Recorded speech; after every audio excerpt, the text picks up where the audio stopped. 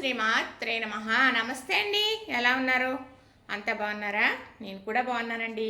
ఈరోజు ఆవకాయ పెడుతున్నాను. మరి ఆవకాయ తీసుకొచ్చారు అంటే ఏ కాయ ఆవకాయ పెట్టుకోవాలి, ఏ కాయ అయినా పెట్టుకోవచ్చా, ఆవకాయ కాయ ఉండాలా అనే దానికి విధానం మరి కాయలు కడిగేటప్పుడే చెప్పాను, వీడియో పెట్టాను, చూస్తున్నారు కదా. అలానే షార్ట్ పెట్టాను, పెద్ద వీడియో పెట్టాను. తర్వాత కడిగేసానా తుడిచేసానా చక్కగా మా వారు ఇలా కట్ చేసేసారండి ముక్కలు. ఇలా కట్ చేసేసారు కదా. ముక్కలు ఇంత సైజు ఉండాలి, పెద్ద సైజు. బాగా చిన్న సైజు కట్ చేసుకున్నాం అనుకోండి, పులుపు ఎక్కువ ఊరిపోతుంది. అప్పుడు పులుపు అనేది ఓట్లోకి దిగిపోయి ఆవకాయ అనేది ఆగదు, సంవత్సరం కాలం ఆగదనమాట. అందుకు ముక్క పెద్దగానే ఉండాలి. తర్వాత ఇలా పెచ్చు దలసరు ఉండాలి, ముక్క నిండా ఇలాగ పెచ్చు ఉండాలి, పీసు ఉండాలి, ఈ తొక్క దలసరు ఉండాలి, పులుపు ఉండాలి. అప్పుడే ఆవకాయ నిలబడుతుంది, ఆవకాయకి రుచి వస్తుంది. అలాంటి కాయ ఏ కాయ అయినా పెట్టుకోవచ్చు, రసాలే అక్కర్లేదు. మరి అలాగే కొత్తపల్లి కొబ్బరే అక్కర్లేదు. ఇది మంచి స్ట్రాంగ్గా చాలా గట్టిగా ఉందండి. మరి మా వారు కోసే విధానం కూడా షార్ట్ తీసాను, పెద్ద వీడియో తీసాను, పెడతాను చూద్దరు. కానీ చక్కగా 25 కాయలు తీసుకొచ్చారండి, ఇంతంత కాయలు. ఈ గిన్నెడు ముక్కలు అవనివి. మరి ఇక్కడ గిన్నె కొలత పెట్టుకున్నాను అనమాట. ఈ గిన్నెతో 2 గిన్నెల ముక్కలు అవని అన్నమాట. అయితే మరి ఆవకాయ కావలసింది ఆవకాయ కారం అంటే 1/2 కేజీ ఆవకాయ కారంతో చేస్తూ ఉన్నానమాట. అయితే ఈ 1/2 కేజీ లెక్క కాదు, మనకి ఇవన్నీ కలిపిన పిండి కొలత ఎలాగో అలాగా 1 గిన్నెకి 2 గిన్నెలు ముక్కలు వేసుకోవాలి.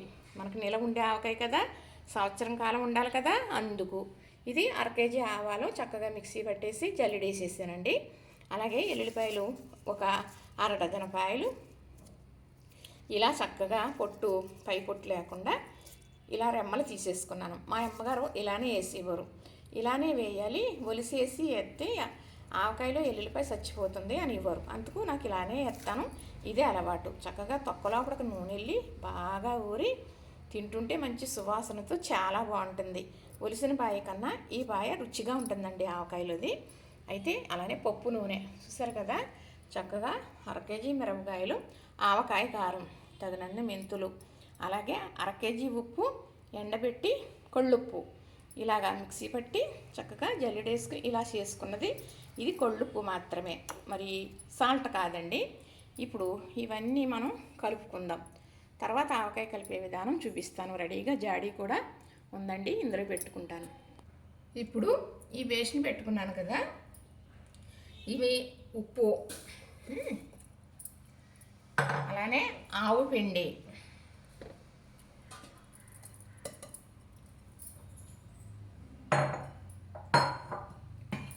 కారం, ఈ 3 సమానమేనండి. ఇవి 3 సమానమే, ఇవి 3 సమానమే. 1/2 కేజీ 1/2 కేజీ 1/2 కేజీ ఏమండి. ఇప్పుడు చక్కగా మెంతులు వేసాను కదా, అలాగే వెల్లుల్లి రెమ్మలు వేసేసాను కదా. ఇప్పుడు ఇది కలిపేసుకుందాం. ఇది చక్కగా కలిపేసి ఈ పిండి ఎంత ఉందో కొలుసుకుందాం. ఇలా కలిపింది పిండి అంటారన్నమాట. ఇదేనండి మనకి లెక్క.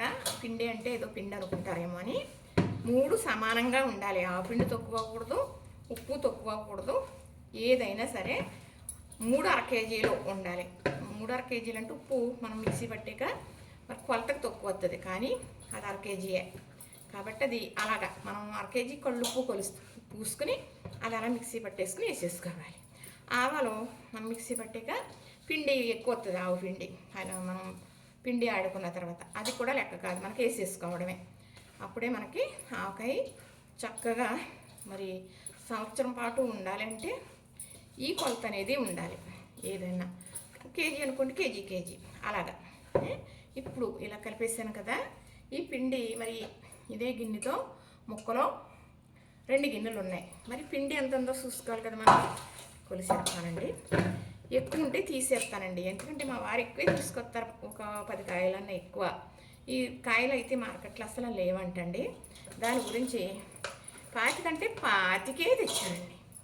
ఏమండి, వేసినత్తుకి పోసిన చోరికి సరిపోయేటట్టు ఉందండి, ఎక్కువేమీ లేదు. చక్కగా ఇలాగా అంటే 3 గిన్నెలు వేసేసుకుంటారు ముక్కలో. 1 గిన్నెకి 3 గిన్నెలు వేసేసుకుంటారు. ఏ గిన్నె అయినా, చిన్న గిన్నె అయినా పెద్ద గిన్నె అయినా కొలత లెక్క చెబుతున్నారు. కానీ 3 3 గిన్నెలు వేసుకుంటే ముక్కలు ఎక్కువ అవుతాయి, మూట ఎక్కువ దిగిపోద్ది, ఆవకాయ నిలవక ఆగదు. అంటే ఆవకాయ ముక్క అంటాం కదా, ముక్కలే కదా తింటాము అనే ఉద్దేశంతో అలా వేసేసుకుంటారన్నమాట అండి. కానీ ఎప్పుడు కొలత లెక్క ప్రకారం ఏంటి అంటే చక్కగా ఇప్పుడు ఇది ఇక్కడ చెప్తాను. ఇది జాడి అండి, చక్కగా కడిగేసాను, తుడిసేసాను, మరి కాస్త ఆరబెట్టేసాను. ఇప్పుడు ఎప్పుడు కూడా ఫస్ట్ ఇలాగా పిండి కొంచెం మనం అడుగున వేయాలి. దీన్ని పిండి అంటాం అన్నమాట. వేసాం కదా, అలాగే కొంచెం నూనె వేయాలి. చాలామంది ముక్కలు నూనెలో దేవి మరి పిండిలో వేస్తారు, అంటే అప్పుడు పిండి బాగా అతుక్కుంటుందని. ఎలా వేసినా ఒకటే, అంతా కలిసిపోతుంది కదండి కదా. కానీ మా వారికి ఎప్పుడు 100 ఏళ్ళు ఆవుసండి. ఎందుకు అంటే ఇలానే తీసుకొస్తారు, చక్కగా సరిపడ ఏది కూడా మిగలదండి, సరిపోతుందన్నమాట. అది కూడా అయిపోయే వరకు కూడా చాలా గొప్పగా ఉంటుందండి. ఆయన చేతి పని అలా ఉంటుంది, ఆయన తెచ్చిన సరుకు. ఇప్పుడు ఇలా ముక్కల మీద నీళ్ళేసాను కదా, చక్కగా కలిపేసి మనం ఇలాగ జాడీలో వేసేస్తారనమాట. ఇంతేనండి చేసుకునే విధానం. తెలిస్తే పూర్వం ఇలానే చేసేవారు, కాకపోతే పెద్దోళ్ళ చేత కల్పించేవారు. అన్నీ ఒక సాంప్రదాయంగా నడిచేవారండి, పెద్దవాళ్ళ చేత చేయించేవారు అన్నమాట. ఇప్పుడు ఎవరు తెలిపితే వారే పెద్దవారు, తప్పేమీ లేదండి. అది చక్కగా అవి ఇలాగా జాడీలో వేసేస్తున్నానండి.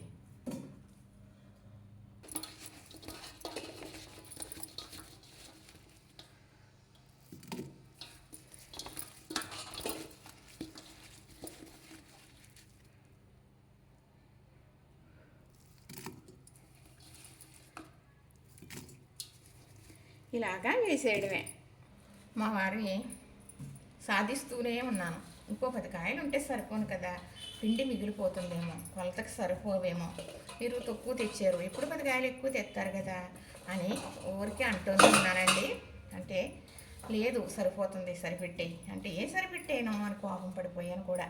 కానీ నిజంగా సరిపోయిందండి. ఇలాగా పిండి నేను ఎలా వేస్తానో, ఒక గిన్నె పిండి అయితే 2 గిన్నెల ముక్కలు అలాగే వచ్చిందండి చక్కగా. మరి పెట్టలేకపోయి మానేద్దాం అనుకున్నా కూడా పెట్టాలండి, తప్పదు. ఆవకాయ అంటే మామూలు విషయం కాదు, ఇంట్లో ఆవకాయ ఉండవలసిందే. ఏ సమయాన్ని మనకి అవసరం ఉంటుందో తెలియదు అన్నమాట. కాబట్టి ఒక ముక్క వేసుకుని తినేయచ్చు. మనకి గమ్ముని ఇంట్లో ఆడవాళ్ళు లేరనుకోండి, మగవాళ్ళే అనుకో, ఆవకాయ మజ్జిగతో తినేస్తారండి నిజంగా. అయితే ఇప్పుడు ఈ పప్పు నూనె కేజీయే తెచ్చారు మా వారు, కేజీ తీసుకొచ్చారండి. మళ్ళీ తెస్తాను అన్నారు. ఇప్పుడు కేజీ ఏమి సాలదండి, ఇంకా ఎలా లేదన్నా 1 కేజీ పడిపోతుంది. ఇప్పుడు 1/2 కేజీ మిరపకాయల కారంతో పెడుతున్నాను కదా, 2 కేజీల నూనె ఈజీగా. నూనె ఇంత లోతు ఉండాలన్నమాట, ముక్క అనేది పైకి కనపడకూడదు, అప్పుడే ఆవకాయ మనకి నిలవ అనేది ఉంటుంది అన్నమాట. కాయ కూడా చాలా తాజాగా చాలా బాగుందండి.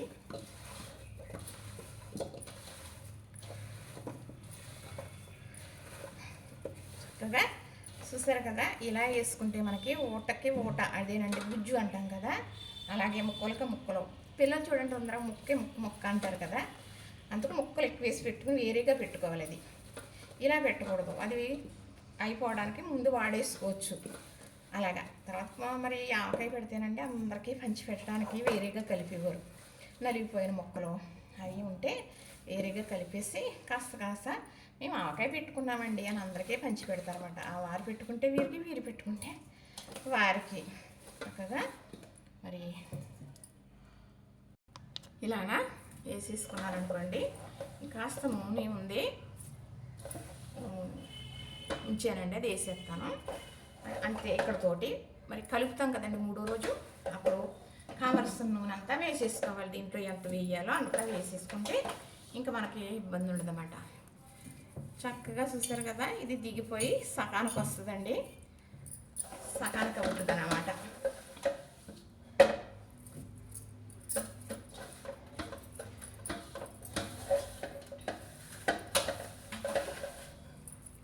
మా వారికి చెప్పాలండి ఫోన్ చేసి, ఏమండి చక్కగా సరిపోయింది, ఇంకా మామిడికాయలు అవసరం లేదు, మీరు అన్నట్టుగా అని చెబితే సంతోషపడిపోతారన్నమాట. చెప్తానండి. ఇంకంటే రేపు తేవాలేమో 10 కాయలు సరిపోవేమో అనుకున్నాను అన్నమాట. చక్కగా ఇప్పుడు నూనె ఉంది కదా, వేసేసుకుందాం. ఇదిగోనండి, ఇంకో 1/2 కేజీ నూనెకి ఉంది, వేసేస్తున్నానండి ఇందులో. చక్కగా వేసేసాను కదా. ఇప్పుడు ఇదిగోనండి మూత పెట్టేస్తున్నాను. తర్వాత మనకి ఇలాగా తాడు కట్టేస్తానండి. ఆకాయ జాడికి చీపురు తగలకూడదు, మనం ఇల్లు ఉడిచినప్పుడు అయ్యి. ఇప్పుడు అలా లేదులేండి, కబోర్డ్లు ఉన్నాయి, పెట్టేసుకుంటున్నాం అనుకోండి.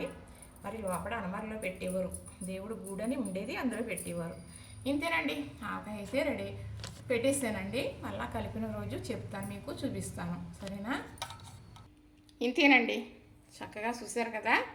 నచ్చిందా మరి చెప్పే విధానం? ఏది మనం ఐరనా పడిపోనక్కర్లేదు, మనకు తెలిసిందే అదే అలానే చేయొచ్చు అనేది చేయొచ్చు. చెప్పానండి, మామిడికాయ ఏ కాయ అయితే పెట్టాలో చెప్పాను. చక్కగా వీడియోలు చూడండి, చూస్తే నేను చెప్పే విధానం మీకు అర్థమవుతుంది, అలానే చేసుకుందరు. కానీ నచ్చిందా మరి? లైక్ చేయండి, షేర్ చేయండి, సబ్స్క్రైబ్ చేయండి.